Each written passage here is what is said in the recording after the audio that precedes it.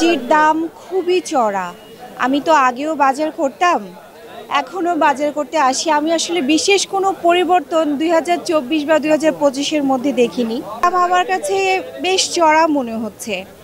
চারদিকে তো খুব সংস্কারের জয়গান হয়েছে, কিন্তু এই যে খাবার দাবার, এটা তো মানুষের বেসিক রাইট।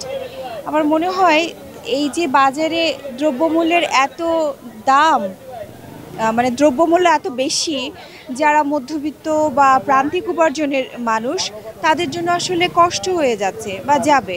আমার মনে হয় সংস্কার শুরু হওয়া উচিত প্রথমে বাজার থেকে, তারপরে শিক্ষা ব্যবস্থায়, মানুষের নীতি নৈতিকতায়। আর এভাবে চলতে থাকলে মানুষের আসলে নাভিশ্বাস উঠে যাবে। আমার মনে হয় কি, আসলে আমি ঠিক এভাবে বিশ্লেষণ করে বলতে পারবো না, তবে আমার মনে হয় উৎপাদন ক্ষেত্রে তাদের কস্টিং বেশি হচ্ছে, যারা ফার্মার্স আছেন। তারপর আবার যারা মিডিল পারসনস আছে, তারা হয়তো একটু চড়া লাভ করে তারপরে বাজারে সরবরাহ করছে, যে কারণে যারা বিক্রেতা, তাদেরকে একটু চড়া দামে আমাদের কাছে দিতে হচ্ছে।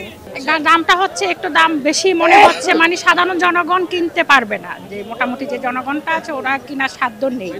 কম থাকার কারণে ওই যে দামটা একটু ঊর্ধ্বগতি আমার মনে হচ্ছে আর কি। মোটামুটি সব সবজির দামই বেশি, তারপর কিনতে হচ্ছে এই আর কি। এখন সরবরাহ কম, কেবল শুরু শীতের, যার কারণে এটা এরকম হচ্ছে।